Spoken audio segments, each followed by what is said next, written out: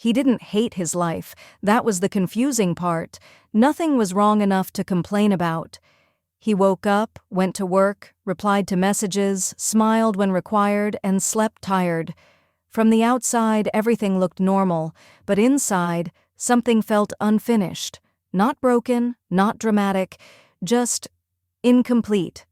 He often told himself, "This is just adulthood. This is how life is supposed to feel." So he kept going. When he felt restless, he distracted himself.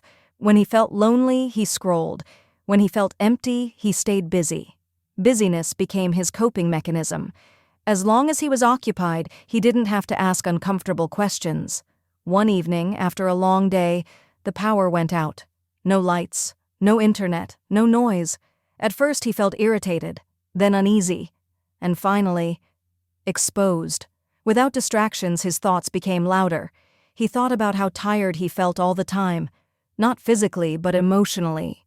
He thought about the version of himself from years ago, the one who had interests, curiosity, opinions. Somewhere along the way, he had stopped listening to that person. He realized something painful.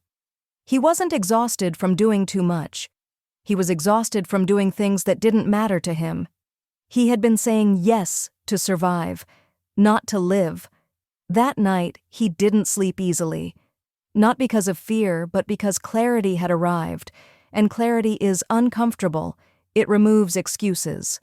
Over the next few days, nothing changed on the outside. Same routine, same responsibilities, but something inside him shifted. He started noticing where his energy drained, which conversations felt heavy, which obligations existed only out of guilt. And slowly, quietly, he began pulling himself back, not dramatically, not selfishly, but honestly. He said no once. Then again, he allowed silence without filling it.